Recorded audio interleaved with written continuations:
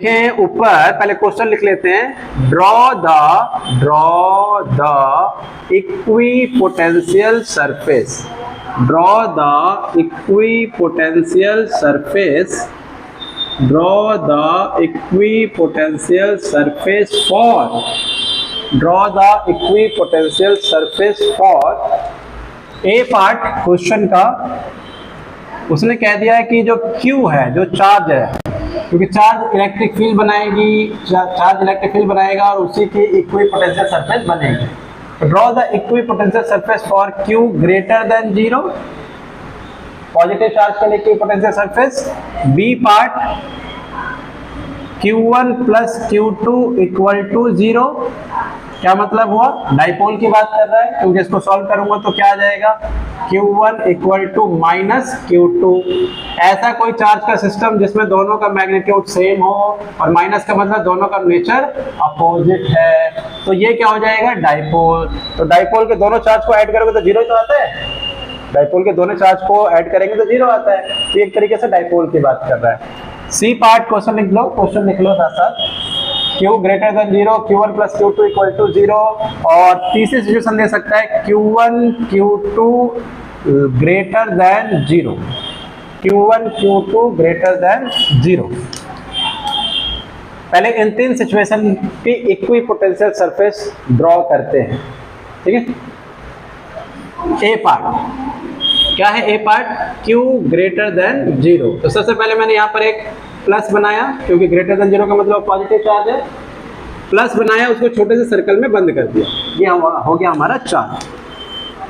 सबसे पहले इसकी इलेक्ट्रिक फील्ड लाइंस बनाना है। इलेक्ट्रिक फील्ड लाइंस बनाकर हम सरफेस बना पाएंगे। बिना इलेक्ट्रिक फील्ड लाइंस के भी बन जाएगी, लेकिन बेहतर होगा कि पहले इलेक्ट्रिक फील्ड लाइन बनाओ। इलेक्ट्रिक फील्ड लाइंस से हमेशा निकलती है, पॉजिटिव चार्ज से निकलेंगी बस, और वो सरफेस के परपेंडिकुलर, इस चार्ज के सरफेस के परपेंडिकुलर होंगी वो जो लाइंस है।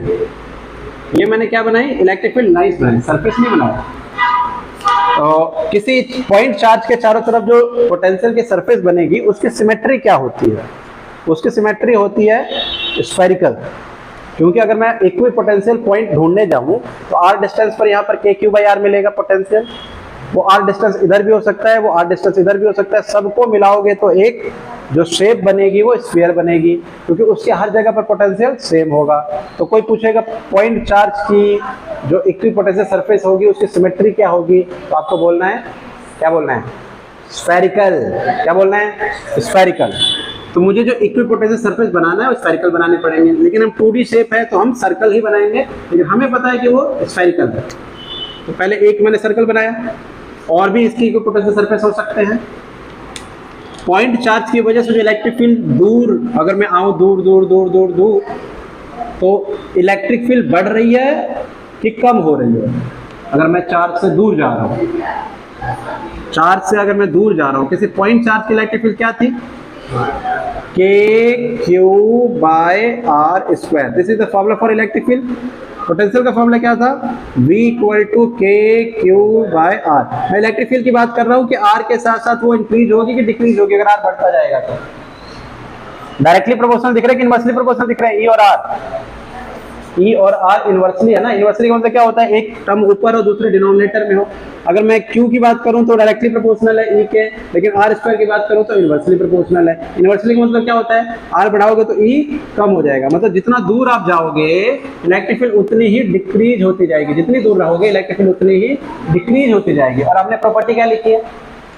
इक्विपोटेंशियल सरफेस की प्रॉपर्टी लिखी है कि जब इलेक्ट्रिक फील्ड डिक्रीज होती जाएगी तो सरफेस के बीच की दूरी को बढ़ाते जाना।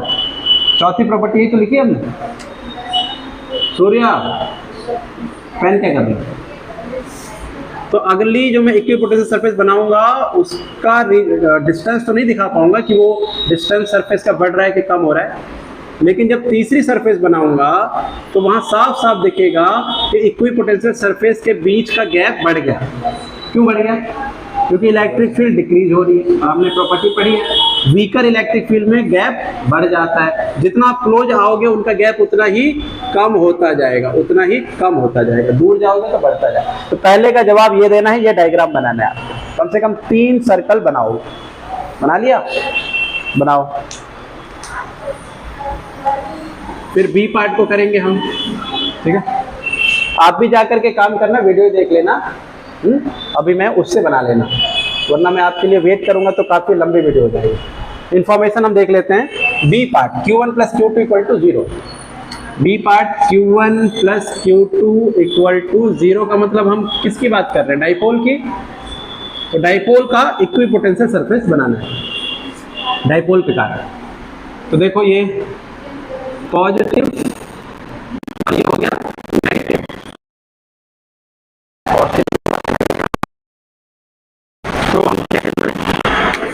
इसके अपने इक्विपोटेंशियल सरफेस बनेगी और इसकी अपनी बनेगी।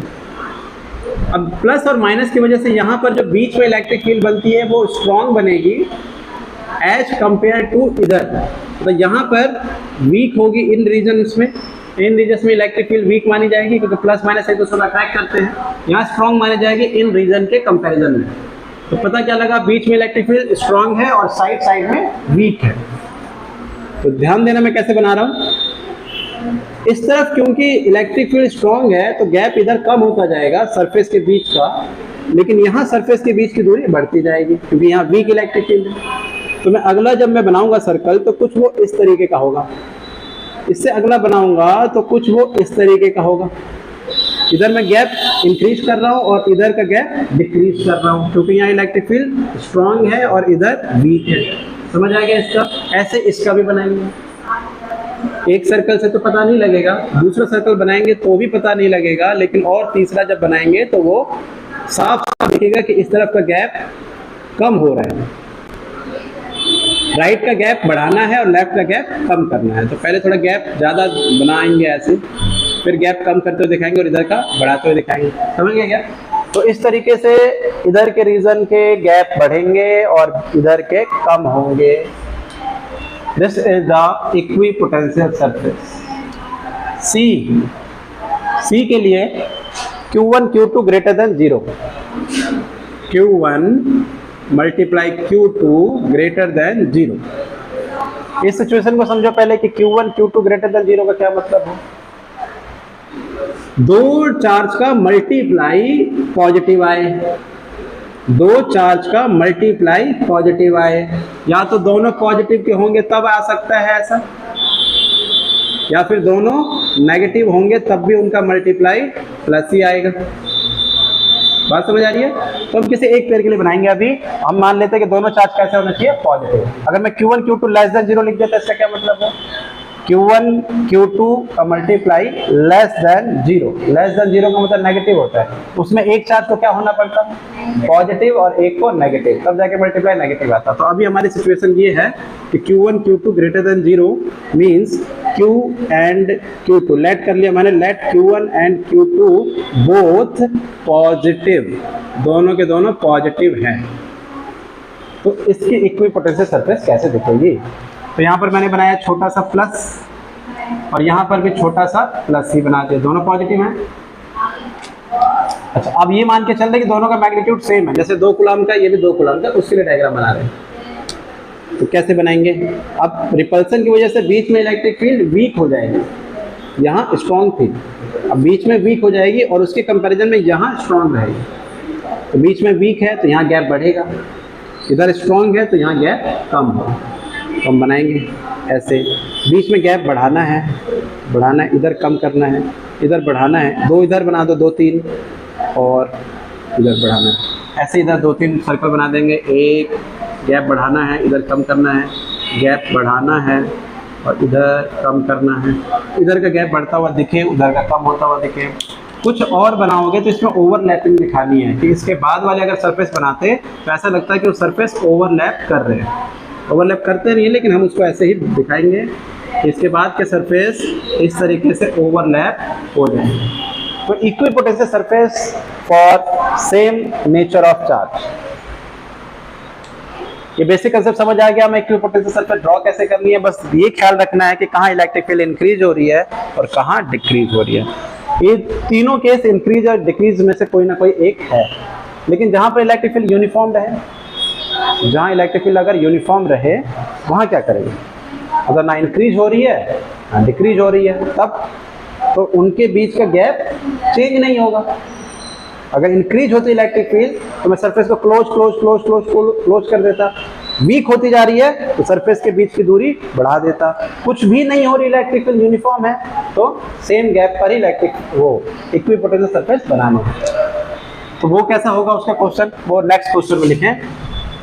नेक्स्ट क्वेश्चन हो जाएगा हमारा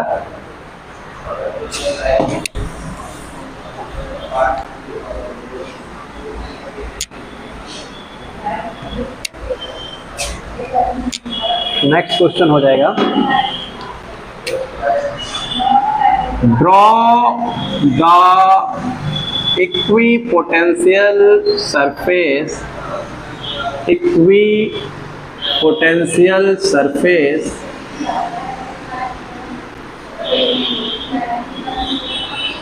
फॉर, उसने कह दिया E इक्वल टू 3 इंटू 10 की पावर 2 न्यूटन आई कैप न्यूटन पर कूलम। ऐसी किसी जगह पर इलेक्ट्रिक फील्ड ये इस वैल्यू की है और इस वैल्यू के लिए आपको इक्विपोटेंशियल सरफेस बना के दिखाना। क्वेश्चन को देख के हमें क्या पता लगा कि जो इलेक्ट्रिक फील्ड है उसकी वैल्यू तो हमेशा 3 इंटू 10 की पावर 2 ही रहेगी, और वो किस डायरेक्शन में जा रही है, आई कैप ने क्या बताया किस डायरेक्शन में जा रही है, एक्स डायरेक्शन। तो हमने पहले से ये बना दिया कि ये वाई डायरेक्शन हो गई, ये एक्स डायरेक्शन हो गई और ये जेड डायरेक्शन। पहले से ही एक इलेक्ट्रिक फील्ड एक्स डायरेक्शन में है, मींस कुछ इस डायरेक्शन में। हम उसको दिखाने इलेक्ट्रिक फील्ड को नहीं बना रहे, लेकिन हमें पता है इलेक्ट्रिक फील्ड इस डायरेक्शन में है। E इक्वल टू 3 इंटू 10 की पावर 2 आई कैप।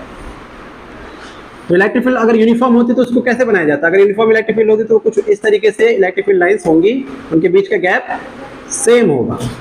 ये इलेक्ट्रिक फील्ड लाइंस है इस जगह पर।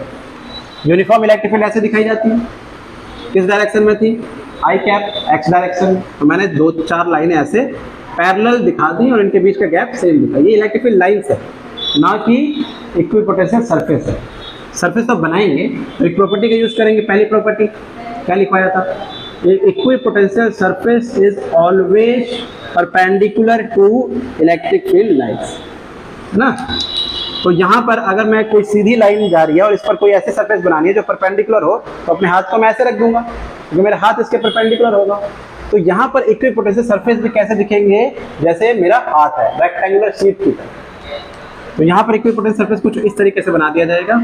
ये जैसा अभी मैंने हाथ को रख कर दिखाया था वो पोजीशन में, ऐसे नहीं रखा, ये ऐसे रखा। और गैप कम से कम और भी 2-3 बनाएंगे, क्योंकि यूनिफॉर्म इलेक्ट्रिक फील्ड है तो सरफेस कैसे होनी चाहिए, उनके बीच की दूरी सेम होनी चाहिए। एक और बनाऊंगा मैं सेम गैप पर, कम से कम 3 बनाओगे तब पता लगेगा उनके बीच की दूरी सेम है। इतनी ही दूरी पर एक और बनाएंगे हम।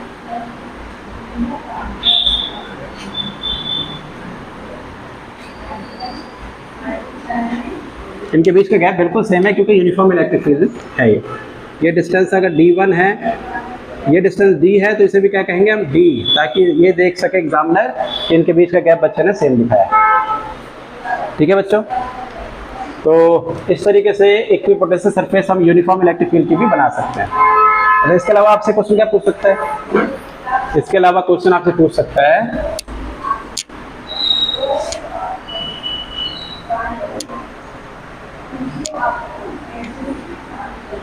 इसके अलावा आपसे क्वेश्चन पूछ सकता है वो,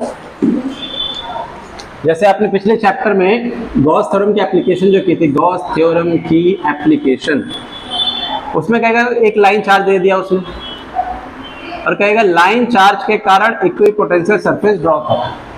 तो सबसे पहले हमें इलेक्ट्रिक फील्ड का अंदाजा लगाना पड़ेगा। लाइन चार्ज के कारण इलेक्ट्रिक फील्ड कैसे होती है, इसका जो रिजल्ट आया था इलेक्ट्रिक फील्ड का गॉस लॉ के एप्लीकेशन से, वो आया था λ/2πε0r। ठीक है, λ/2πε0r। r क्या होता है कि जितनी दूर हो आप वायर से, चार्ज वायर से। तो ये इलेक्ट्रिक फील्ड यूनिफॉर्म है कि नॉन यूनिफॉर्म है, वो r पे डिपेंड कर रही है ना भाई। r के साथ साथ वो कम होती जा रही है, तो यूनिफॉर्म कैसे हुई? यूनिफॉर्म का मतलब क्या होता है, कांस्टेंट। नॉन यूनिफॉर्म का मतलब क्या होता है, बदलने वाली, वेरिएबल।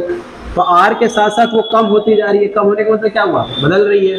तो ये यूनिफॉर्म है कि नॉन यूनिफॉर्म है? नॉन यूनिफॉर्म है। अगर मैं इसकी शेप को बनाऊं, पॉजिटिव से जो इलेक्ट्रिक फील्ड लाइंस निकलती है वो कुछ इस तरीके से निकलेंगी लाइंस, और धीरे धीरे ये इलेक्ट्रिक फील्ड डिक्रीज होती जाएगी। तो मैं सरफेस कैसे बनाऊंगा?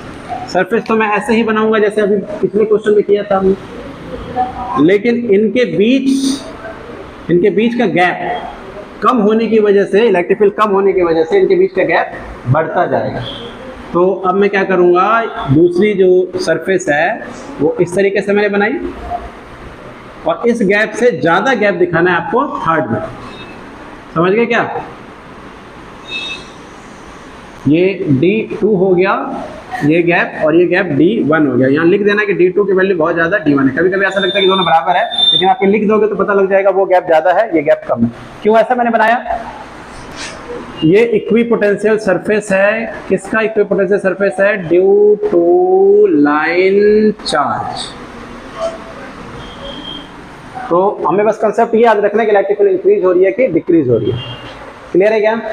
ऐसे अगर वो शीट के दे देता तो किसी शीट के कारण, जो गॉस लॉ की एप्लीकेशन की थी हमने, किसी शीट के कारण इक्विपोटेंशियल सरफेस बनाओ, तो शीट के कारण electric field lines, electric field की वैल्यू क्या मिली थी? सिग्मा बाय 2 एप्सिलॉन नॉट, जो एक कांस्टेंट इलेक्ट्रिक फील्ड है, यूनिफॉर्म इलेक्ट्रिक फील्ड है। यूनिफॉर्म होने का मतलब क्या हुआ कि वो हर जगह उसकी वैल्यू सेम रहेगी। तो इसमें फिर ऐसा ही डायग्राम बनाएंगे बट गैप सेम रहेगा। बातें क्लियर हो रही है? कंसेप्ट क्लियर हो रहा है कि किस तरीके से ड्रॉ करते समय हम यूज कर रहे हैं कौन सी लाइनों का? ऐसे ही आपसे पूछ सकते हैं। तो शीट के कारण मैंने बनाया नहीं, अब मैंने बता दिया, बिल्कुल वैसे ही बनेगा बट गैप सेम है, क्योंकि इलेक्ट्रिक फील्ड कैसी है? यूनिफॉर्म। ऐसे पूछे कि स्फीयर वाली जो थी, स्फीयर के ऊपर चार्ज हमने रखे थे, इसके कारण ये गॉस लॉ की एप्लीकेशन ये भी थी, इसके कारण इक्विपोटेंशियल सरफेस कैसे बनेगी? तो इसकी इलेक्ट्रिक फील्ड लाइंस कैसे बनेंगी? ऐसे, सरफेस के परपेंडिकुलर। और ये इलेक्ट्रिक फील्ड कांस्टेंट है कि वेरिएबल है? कांस्टेंट है कि वेरिएबल इलेक्ट्रिक फील्ड? सेल के कारण इलेक्ट्रिक फील्ड का फॉर्मूला क्या होता है? KQ/R²। जितना उसके अंदर चार्ज है, अंदर इलेक्ट्रिक फील्ड 0 होती है, सरफेस पे हो जाएगी। अगर इसकी रेडियस r है तो सरफेस पे इलेक्ट्रिक फील्ड हो जाएगी KQ बाय उसकी रेडियस का स्क्वायर, और बाहर के लिए ये है। तो पता क्या लगा? इलेक्ट्रिक फील्ड डिक्रीज ही तो हो रही है, r के साथ साथ वो कम होती जा रही है। तो क्या बनाओगे? स्फेरिकली सिमेट्री रहेंगे, लेकिन उनके बीच का गैप धीरे धीरे बढ़ाते जाओगे, है ना? क्योंकि इलेक्ट्रिक फील्ड कैसे हो रही है? वीक हो रही है, उनके बीच का गैप बढ़ाते जाओगे। पहले से सेल को काफ़ी छोटा बनाना ताकि ये 2-3 सरफेस हम दिखा सकें। तो कंसेप्ट ये था ड्रॉ करने का इक्विपोटेंशियल सरफेस को। यहाँ तक तो क्लियर है हमें? ठीक है। इक्विपोटेंशियल सरफेस का ड्रॉ करने का तरीका ये था।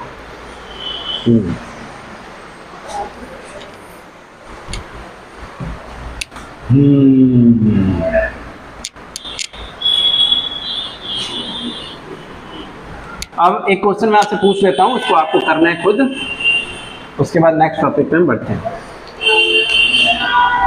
ये क्वेश्चन लिखे, आपको करना है draw the equipotential surface for an electric field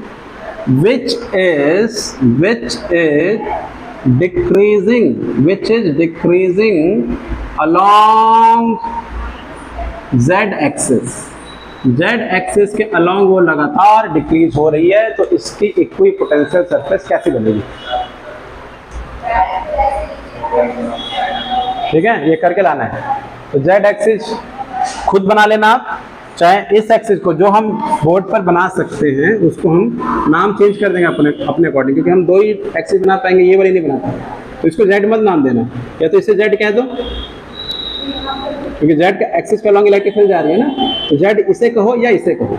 इसे कहोगे तो यहाँ पर आप सरफेस बना दोगे इसके परपेंडिकुलर, इलेक्ट्रिक फील्ड लाइंस इस डायरेक्शन में जा रही है, इसके परपेंडिकुलर कुछ ऐसे होंगे, और क्योंकि वो डिक्रीज होती जा रही है तो सरफेस के बीच की दूरी बढ़ती है। ठीक है, बना लेना। ओके, नेक्स्ट टॉपिक पे आते हैं। ये तो था हमारा इक्विपोटेंशियल सरफेस का ड्रॉ करना। एक क्वेश्चन और इससे लिखें, if a charge is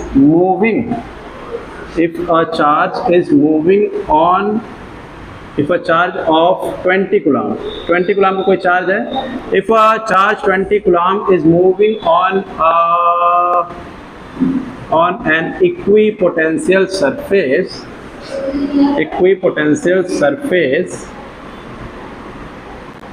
if a charge of 20 coulomb is moving on an equipotential surface for 2 seconds, what will be the work done by the charge? Charge ने कितना work done किया होगा, ये क्वेश्चन बोले। इसका जवाब क्या होना चाहिए? वर्क डन निकालना है, इक्विपोटेंशियल सरफेस पे आप मूव करा रहे हो। प्रॉपर्टी हमने पढ़ी है, किसी भी चार्ज को अगर इक्विपोटेंशियल सरफेस पे मूव करा रहे हो तो उसका वर्क डन कितना होगा? 0। प्रॉपर्टी हमने पढ़ी है लेकिन याद नहीं है शायद, तभी नहीं बता पा रहे हम। वर्क डन कितना होगा? 0। सॉल्यूशन, हमें पता है कि वर्क डन जो होता है वो 0 ही होता है। क्यों 0 होता है? हमने कल पढ़ा था ना कि अगर इक्विपोटेंशियल सरफेस है तो यहाँ का पोटेंशियल अगर 2 वोल्ट है तो यहाँ का पोटेंशियल भी कितना होगा? 2 वोल्ट ही होगा। अब तभी तो इक्विपोटेंशियल कहूंगा मैं। वर्क डन का फॉर्मूला होता है क्या है? Q into potential difference, Q into delta V। Potential में डिफरेंस है क्या? यहाँ भी 2 है, यहाँ भी 2 है, तो डिफरेंस कितने का आएगा? 0 का। इसलिए वर्क डन जितना भी कूलम है कोई दिक्कत नहीं, 20 कूलम है, लेकिन पोटेंशियल डिफरेंस तो 0 रहता है इक्विपोटेंशियल पर, इसलिए वर्क डन कितना आ जाएगा? 0। इस क्वेश्चन का जवाब, ये क्वेश्चन पूछा जाएगा आपसे, उल्लू बनाने के लिए कोई कैलकुलेशन नहीं करनी है, डायरेक्ट आंसर लिखना है 0। यहाँ तक समझ आ गया हमें। एक क्वेश्चन और रिलेटेड है इसी से, वो भी हम कर लेते हैं, इक्विपोटेंशियल सरफेस से ही रिलेटेड है।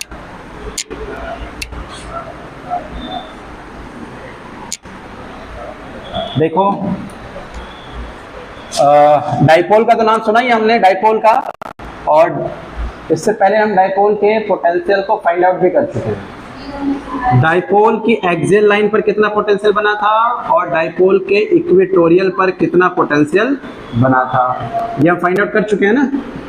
अगर ये नेगेटिव चार्ज था, ये पॉजिटिव चार्ज था, पॉजिटिव में यहाँ पर जितना पोटेंशियल बनाया होगा K Q, और जितना ये डिस्टेंस होगा, ये डिस्टेंस हम सेंटर से R लेते हैं तो माइनस Q से R प्लस A हो जाएगा, और प्लस से कितना हो जाएगा? KQ upon R minus A। दोनों पोटेंशियल को ऐड कर दिया था, नेट पोटेंशियल आ गया था। ऐसे इक्वेटोरियल पे जब हमने निकाला था, इक्वेटोरियल पॉइंट पर, तो जितना ये पोटेंशियल बनाएगा उतना ये बनाएगा, ये नेगेटिव का बनाएगा, ये पॉजिटिव का बनाएगा, दोनों पोटेंशियल कैंसिल आउट हो गए थे, मतलब 0। मतलब इक्विपोटेंशियल सरफेस पर आप कहीं पर भी अगर रहोगे तो पोटेंशियल कितना मिलेगा आपको? 0 ही मिलेगा। यहाँ का पोटेंशियल 0, यहाँ का पोटेंशियल 0, इस पॉइंट का पोटेंशियल 0। कहीं पर भी अगर आप इक्विपोटेंशियल पर हो, इक्विपोटेंशियल कह रहा हूँ, इक्वेटोरियल पर हो, तो हर जगह डाइपोल के कारण पोटेंशियल जो बन रहा है वो 0 ही बन रहा है। तो क्या मैं इस सरफेस को इक्विपोटेंशियल सरफेस कह सकता हूँ? क्या मैं इस सरफेस को इक्विपोटेंशियल सरफेस कह सकता हूँ? कह सकता हूँ, क्योंकि हर जगह पोटेंशियल कितना सेम ही तो है। इक्विपोटेंशियल की डेफिनेशन क्या है कि हर जगह पोटेंशियल सेम होना चाहिए, चाहे वो 0 हो, 1 हो, 2 हो, लेकिन सेम होना चाहिए। तो पोटेंशियल इस पर सेम है, इसलिए इसे भी इक्विपोटेंशियल सरफेस कह सकते हैं। तो आपसे क्वेश्चन पूछा जाएगा, डाइपोल के किस पॉइंट पर इक्विपोटेंशियल सरफेस मिलती है, या डाइपोल की इक्विपोटेंशियल सरफेस कहाँ होती है? तो आप कहोगे डाइपोल की इक्विपोटेंशियल सरफेस उसकी इक्वेटोरियल लाइन से जाने वाली सरफेस पर होती है। उसकी इक्वेटोरियल लाइन से जाने वाली जो सरफेस होगी, उसी सरफेस पर को हम इक्विपोटेंशियल सरफेस डाइपोल की कह देंगे। बात समझ आ गई है? तो ये बात हम क्वेश्चन के फॉर्म में लिख लेते हैं। Find the equipotential surface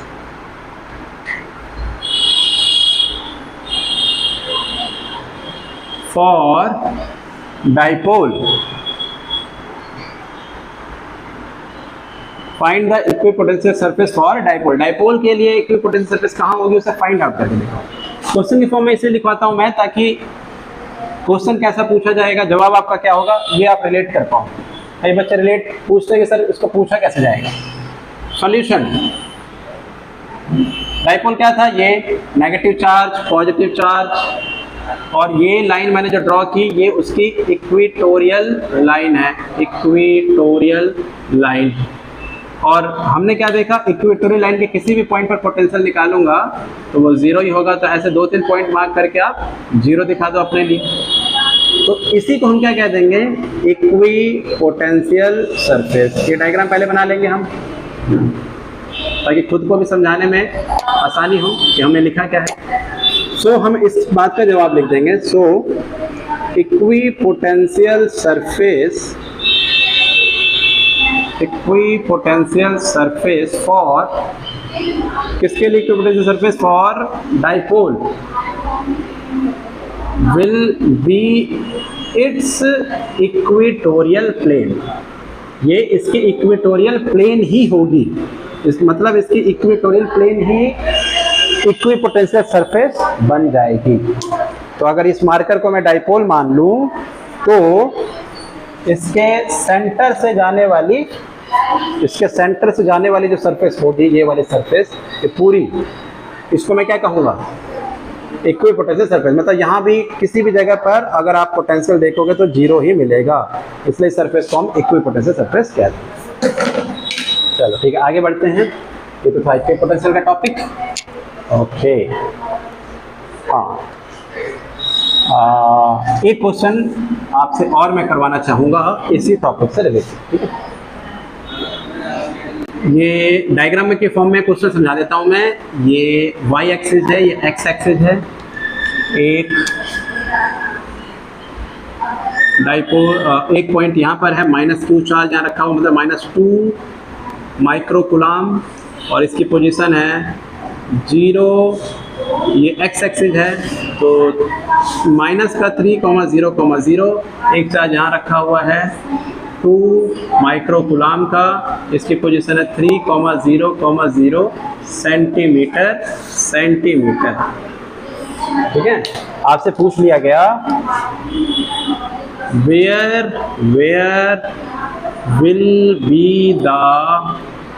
will be the equipotential surface, equipotential surface कहाँ होगी, एंड ऑल्सो फाइंड द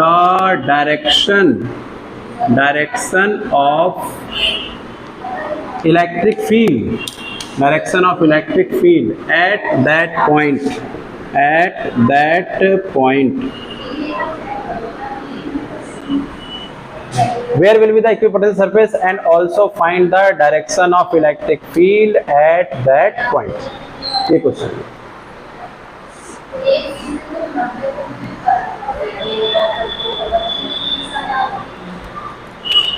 ठीक है।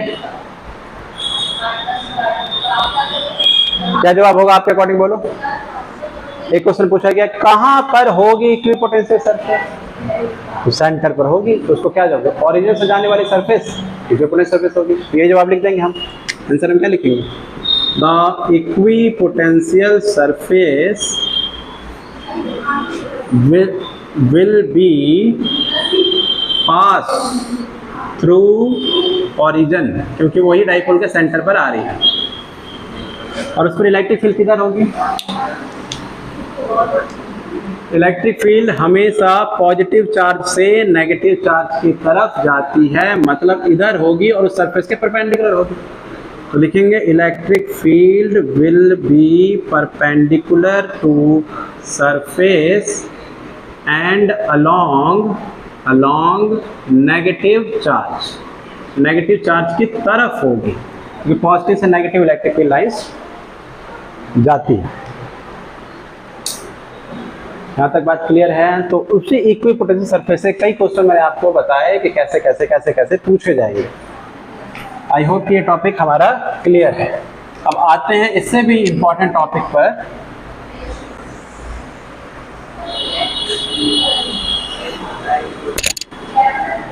एक छोटा सा टॉपिक और है, उसको भी करेंगे।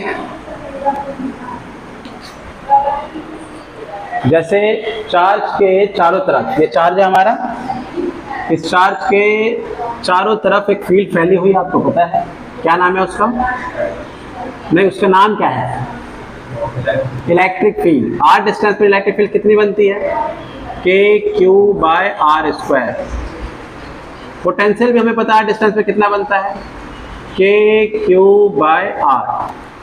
तो आपसे कहा जाएगा इलेक्ट्रिक फील्ड अगर मुझे यहाँ की पता है तो क्या बिना पोटेंशियल का फॉर्मूला लगाए आप पोटेंशियल बता सकते हो, बस इलेक्ट्रिक फील्ड की वैल्यू को देखते हो। मतलब मैं इसकी इलेक्ट्रिक फील्ड बता दूंगा, यहाँ पर है 10 वोल्ट और ये 5 मीटर की दूरी पर है। 10 वोल्ट पर मीटर इलेक्ट्रिक फील्ड की यूनिट न्यूटन पर कूलम भी होती है और इलेक्ट्रिक फील्ड की यूनिट ये भी होती है। ये क्यों होती है अभी मैं बताऊंगा। तो इलेक्ट्रिक फील्ड मान लो अभी 10 न्यूटन पर कूलम थी यहाँ पर 5 मीटर की दूरी पर, तो आपसे पोटेंशियल पूछा जा रहा है।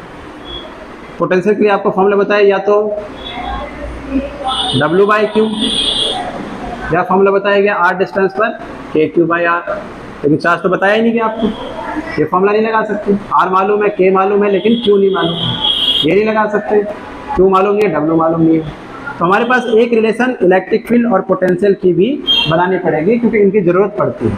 आपको इलेक्ट्रिक फील्ड मालूम हो, पोटेंशियल निकाल लो, पोटेंशियल मालूम है, इलेक्ट्रिक फील्ड निकाल लो। ठीक है, तो अगला क्वेश्चन वही है, draw the relation between electric field and potential. Next question होगा, draw the relation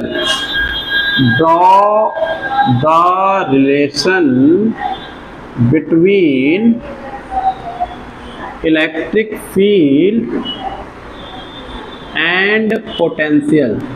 draw the relation between electric field and potential. Electric field और पोटेंशियल में क्या रिलेशन है, उस रिलेशन को ड्राइव करके दिखाओ। ओके, करते हैं सॉल्यूशन। बिना बच्चों के पढ़ाना कैमरे के सामने बड़ा मुश्किल काम है, क्योंकि कुछ ना हंसी आती है ना गुस्सा आता है, और इसको घूरते रहो। पता नहीं कैसे पढ़ाते हैं लोग ऑनलाइन पे।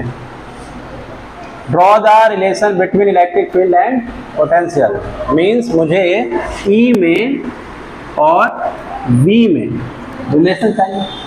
तो कैसे रिलेशन ड्राइव करेंगे देखते हैं।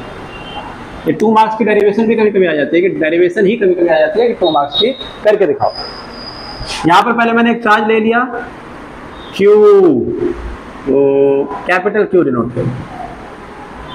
ओके, यहाँ पर एक पॉइंट है A और यहाँ पर एक पॉइंट है B।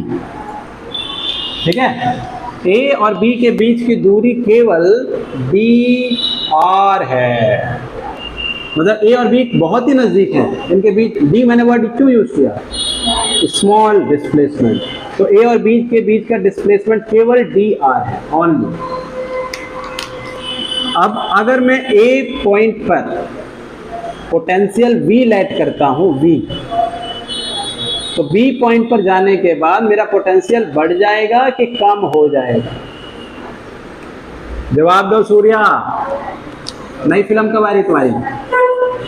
हाँ, जल्दी ले आओ।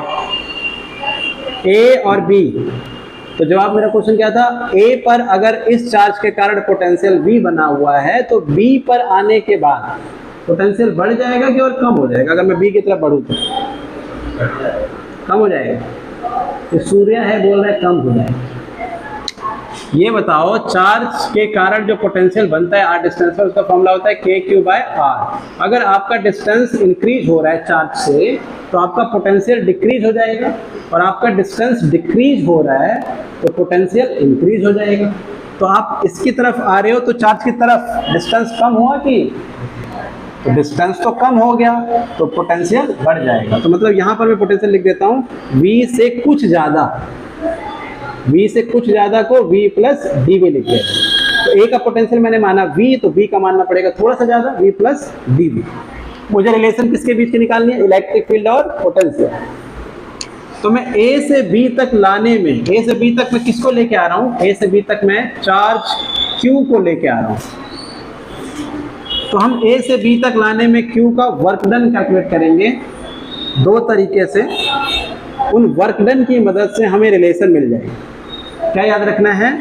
चार्ज Q को A से B तक लाने में कितना वर्क करना पड़ा होगा, वो वर्क निकालेंगे 2 तरीके से। तो देखते हैं कौन से 2 तरीके हैं। लिख लेते हैं, let Q charge, small Q charge वो टेस्ट चार्ज हो गया मेरा, कैपिटल Q वो सोर्स चार्ज है जिसके पोटेंशियल यहाँ बना हुआ है। तो let Q charge is bring from A to B, A से बी तक लाएगा। तो वर्क डन निकाल रहा हूँ मैं, क्योंकि बहुत ही स्मॉल डिस्प्लेसमेंट है इसलिए वर्क डन भी बहुत ही स्मॉल आएगा, डी डब्ल्यू। पहला फॉर्मूला वर्क डन का बेसिक फॉर्मूला देखो क्या क्या होता है। वर्क डन का फॉर्मूला, एक वर्क डन का फॉर्मूला होता है फोर्स इंटू डिस्प्लेसमेंट, और एक वर्क डन का फॉर्मूला होता है चार्ज इंटू पोटेंशियल डिफरेंस। तो मैं एक बार ये भी लगाऊंगा, एक बार ये भी लगाऊंगा। पहले लगाता हूँ charge into potential difference. Potential difference का मतलब हुआ बी पर जितना पोटेंशियल है उसमें से माइनस कर दो ए पर जितना पोटेंशियल था, तभी तो पोटेंशियल डिफरेंस आएगा। तो बी पर पोटेंशियल कितना था, v प्लस डी वी, उसमें से माइनस कर देंगे ए का पोटेंशियल मतलब v, v से v कट जाएगा, क्या आ जाएगा dv। तो वर्क डन की वैल्यू कितनी आई, q into D V, equation number 1। dw की वैल्यू एक फॉर्मूला से आया निकाल। एक और फॉर्मूला यूज करेंगे फोर्स इंटू डिस्प्लेसमेंट वाला। We also no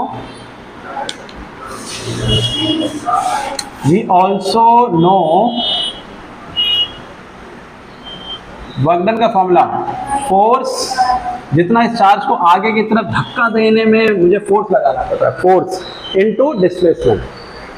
Q charge तो इसे रिपेल करेगा, स्मॉल क्यू चार्ज इसको रिपेल कर रहा है, तो फोर्स की डायरेक्शन इसके लिए जो बनी इधर ये बनी, मतलब इस पर जो फोर्स फील कर रहा है वो राइट साइड में, बट इसका डिस्प्लेसमेंट किधर है, लेफ्ट साइड में। इनके बीच का एंगल कितना हुआ 180। तो वर्क डन का बेसिक फॉर्मूला लिखूंगा F into displacement into angle उनका, क्योंकि ए बी कॉस थीटा होता है ना, तो A B cos theta cos 180। Force कितना फील कर रहा होगा, तो फोर्स कोई चार्ज पार्टिकल जो फील करता है उसके लिए दो फॉर्मूले, या तो K Q one Q two by R square कह सकते हो, या फिर अगर आपको इलेक्ट्रिक फील्ड मालूम है तो क्यू इंटू ई कर सकते हो। फोर्स किसी चार्ज पार्टिकल पर कितना लगता है उसके लिए दो फॉर्मूले हैं, या तो कूलॉम्स लॉ से पता लग जाएगा कि कितना फोर्स लग रहा है, या फिर Q इंटू ई। ई किसकी होगी, सोर्स चार्ज की जितनी इलेक्ट्रिक फील्ड वहां तक गई होगी। तो हम कौन सा तरीका अपनाएंगे, अप्लाई करेंगे हम फोर्स के लिए ये वाला, क्योंकि मुझे इलेक्ट्रिक फील्ड चाहिए डेरिवेशन में। तो आपके लिए क्या लिखा मैंने, Q कौन सा था जिसको हम लेके आ रहे थे, इसको लेके आ रहे हैं, इनटू इलेक्ट्रिक फील्ड किसकी फैली होगी, इसकी कि इसकी, सोर्स चार्ज के इलेक्ट्रिक, सोर्स चार्ज का ही पोटेंशियल है, सोर्स चार्ज की इलेक्ट्रिक फील्ड। तो Q इंटू ई, तो उसने जो फोर्स फील किया होगा टेस्ट चार्ज ने, वो Q इंटू ई फील किया होगा। तो cos 180 की वैल्यू कितनी होती है, -1, तो माइनस लगा दूंगा। ये वर्क डन का दूसरा रिजल्ट आ गया, और ये भी तो बचा ना अभी, एफ तो मैं लिख दिया, dr तो बचा हुआ है, cos 180 माइनस देते, ये इक्वेशन नंबर 2। दोनों वर्क डन ही तो है, इसे भी स्मॉल w से डिनोट कर देते हैं, वो भी स्मॉल w से। तो बाय इक्वेशन 1 एंड 2 दोनों इक्वेशन को इक्वेट किया जा सकता है, इसके रिजल्ट को और उसके रिजल्ट को। तो इसका रिजल्ट क्या था, इसका रिजल्ट क्या था, इसका रिजल्ट है Q इंटू डी वी, और सेकेंड इक्वेशन रिजल्ट है minus Q E D R. जो कैंसिल हो रहा है उसे कैंसिल कर दो, बाकी बचे हुए रिजल्ट को लिख लो। Q से Q कैंसिल हो रहा है, यहाँ पर इलेक्ट्रिक फील्ड छोड़ दो बस, E को यहाँ से यहाँ ला, E नहीं डी आर को, तो क्या बना डी वी, कैपिटल V से लिखना क्योंकि पोटेंशियल है ये, अपॉन डी आर। माइनस को इससे यहाँ शिफ्ट कर, माइनस को लेफ्ट से राइट में फिक्स कर दो, क्योंकि एक तरह से माइनस से मल्टीप्लाई कर दिया, प्लस हो गया, ये माइनस हो गया। तो ये जो रिलेशन मिली है इसी को हम कहते हैं relation between electric field and potential. क्या याद रखना है, equal to minus D V by D R. अब इससे हमें कई अनोखी बातें पता लगी, उनको हमें डिस्कस करना है। Equal to minus D V by D R. Note क्या क्या करना है इस रिजल्ट से, याद रखना ये रिजल्ट कैसे आया, आप 2 बार देख लेना, वीडियो समझ आ जाएगी। एक हमें दोनों बार वर्क डन निकालना है, चार्ज को यहाँ से यहाँ तक लाना है, एक बार पोटेंशियल के फॉर्मूले से और एक बार डायनेमिक्स फोर्स इंटू डिस्प्लेसमेंट के फॉर्मूले से, बस दोनों को इक्वेट कर देंगे। अब ये जो dv बाई डी आर मिला है, dv बाई डी आर, इसका एक नाम रखा जाएगा, और ये माइनस यहाँ पर क्यों आया इसका मतलब आपसे पूछा जाएगा। इस फॉर्मूले में माइनस आने का क्या मतलब हुआ वो पूछा जाएगा, और dv बाई डी आर का क्या नाम रखेंगे वो पूछा जाएगा, और यहाँ से इलेक्ट्रिक फील्ड की SI यूनिट पूछी जाएगी। 3 बातें पहले नोट कर लें। पहले बात करते हैं नोट नंबर 1, माइनस क्यों आया और माइनस आने का मतलब क्या हुआ प्रैक्टिकली, तो सुनेंगे ध्यान से। पहले माइनस का मतलब ये है इलेक्ट्रिक फील्ड की जो डायरेक्शन होगी माइनस एक तरह से डायरेक्शन को बताता है। इलेक्ट्रिक फील्ड की जो डायरेक्शन होगी वो जिस तरफ पोटेंशियल बदल रहा है, डीवी बाई डी आर का मतलब क्या हुआ, आर के साथ साथ पोटेंशियल में चेंज आ रहा है, डीवी मतलब चेंज, जिस डायरेक्शन में पोटेंशियल चेंज हो रहा है, और माइनस का मतलब वो डिक्रीज हो रहा है। अगर यहाँ माइनस नहीं होता तो पोटेंशियल चेंज हो रहा है लेकिन बढ़ता जा रहा है, 5, 10, 15, 20 ये चेंज हो रहा है लेकिन बढ़ रहा है। माइनस लगाने का मतलब क्या हुआ कि चेंज हो रहा है लेकिन कम हो रहा है। इलेक्ट्रिक फील्ड की डायरेक्शन क्या होगी, जिस डायरेक्शन में पोटेंशियल डिक्रीज होगा किसी जगह पर, जिस डायरेक्शन में पोटेंशियल डिक्रीज हो रहा होगा उस डायरेक्शन में इलेक्ट्रिक फील्ड फ्लो कर रही है। क्या मतलब हुआ, समझो इसको। यहाँ पर एक पॉइंट मैंने मार्क किया, यहाँ पॉइंट मार्क किया, यहाँ पॉइंट मार्क किया। यहाँ का पोटेंशियल मैंने आपको बता दिया 10 वोल्ट, यहाँ का पोटेंशियल बता दिया 12 वोल्ट, और यहाँ का पोटेंशियल बता दिया 15 वोल्ट। क्या आप मुझे बता सकते हो इस जगह पर electric field left to right जा रही होगी कि राइट टू लेफ्ट जा रही होगी? अगर 10, 12 और 15 मैंने लिख दिया 3 पॉइंटों पर, ये पॉइंट ए है, ये पॉइंट बी है और ये पॉइंट सी है, तो इलेक्ट्रिक फील्ड ए से सी की तरफ कि सी से ए की तरफ? अभी मैंने इसकी मीनिंग क्या बताई, माइनस की मीनिंग ये है कि जिस तरफ पोटेंशियल के डिक्रीज होने की डायरेक्शन होगी, इलेक्ट्रिक फील्ड की डायरेक्शन उसी डायरेक्शन में इलेक्ट्रिक फील्ड फ्लो करेगी जिस तरफ पोटेंशियल डिक्रीज हो रहा हो। तो पोटेंशियल किधर डिक्रीज हो रहा है, इस डायरेक्शन में तो बढ़ रहा है ना, ऐसे डिक्रीज हो रहा है। तो इलेक्ट्रिक फील्ड कैसे फ्लो हो रही होगी इस जगह पर, सी से ए की तरफ। समझ आया क्या? तो इस माइनस की मीनिंग हमें लिखनी है। लिखे नोट नंबर 1 कि नेगेटिव साइन इंडिकेट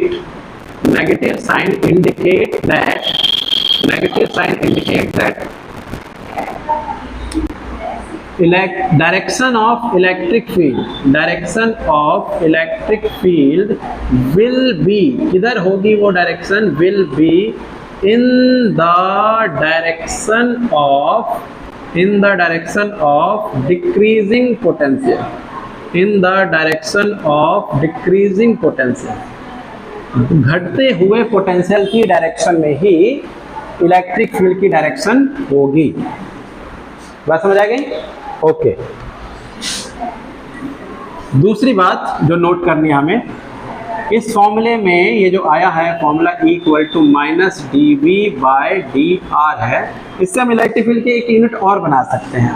पोटेंशियल की यूनिट क्या होती है, पोटेंशियल की यूनिट क्या होती है, वोल्ट, और डी आर यहाँ डिस्प्लेसमेंट है, उसकी क्या होगी, मीटर, तो वोल्ट पर मीटर।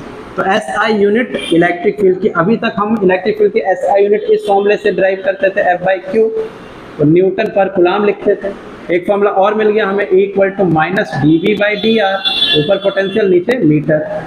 तो S I unit of another, दूसरी एक बन गई, अनदर एस आई यूनिट भी हमें मालूम हो गई। Another S I unit of electric field is volt पर मीटर। कैपिटल वी लिखेंगे और स्मॉल एम लिखेंगे, अगर इसको ऊपर लिखता हूँ तो पावर -1 लिखनी पड़ेगी। तो जैसे भी सिंबल आप यूज करना चाहते हो ऐसे यूज कर सकते हो, ऐसे यूज कर सकते हो, या वोल्ट लिख के स्लैश डाल के छोटा सा एम लिख सकते हो, आपकी मर्जी है, कोई भी सिंबल यूज करो वोल्ट पर मीटर का। तीसरी बात, इस फॉर्मूले में ये जो ये आया है ना, इसको एक नाम रखा जाएगा, इसको पोटेंशियल ग्रेडियंट कहते हैं। ग्रेडियंट वर्ड का मतलब होता है स्लोप, ग्रेडियंट वर्ड का मतलब क्या होता है, स्लोप। तो कोई भी चीज अगर एक क्वांटिटी दूसरे क्वांटिटी के रिस्पेक्ट में चेंज होने लगे तो उसको हम ग्रेडियंट कहते थे। तो यहाँ पर जो d v by d r वाली टर्म मिली है उसका क्या नाम रखा जाएगा, पोटेंशियल ग्रेडियंट। पोटेंशियल ग्रेडियंट मतलब इलेक्ट्रिक फील्ड का एक और नाम हो सकता है, इलेक्ट्रिक फील्ड का एक और नाम हो जाएगा पोटेंशियल ग्रेडियंट। आपने मैसेज नहीं पढ़ा, आओ बैठो बैठो बैठो। डीवी बाई डी आर का मतलब होगा पोटेंशियल ग्रेडियंट। ओके, तो इसकी एसआई यूनिट अगर पूछ लूं मैं, पोटेंशियल ग्रेडियंट की एसआई यूनिट क्या होगी, एसआई यूनिट, तो इसकी भी तो वही होगी ना, डीवी बाई डी आर। जैसे पोटेंशियल ग्रेडियंट को एक सिंबल दे दिया मैंने के, मैंने ऐसे कहा के क्या है यहाँ पर, इसको मैं के कह रहा हूँ, तो के का नाम क्या रखा गया, पोटेंशियल ग्रेडियंट। मैं कहूँगा के की यूनिट बताओ, अच्छा पोटेंशियल ग्रेडियंट की यूनिट बताओ, तो यही तो रखोगे वोल्ट पर मीटर, तो ऐसा यूनिट वोल्ट पर मीटर। पता क्या लगा, इलेक्ट्रिक फील्ड का ही दूसरा नाम पोटेंशियल ग्रेडियंट रखा जा सकता है, क्योंकि ये क्या है, इसे मैं पोटेंशियल ग्रेडियंट कह रहा हूँ, मतलब इलेक्ट्रिक फील्ड को पोटेंशियल ग्रेडियंट कह रहा हूँ। बट ये दो नाम से कंफ्यूज मत हो ना, potential gradient d v by d r, ऐसा यूनिट वोल्ट पर मीटर। तो इससे 2-3 बातें जो नोट करनी थी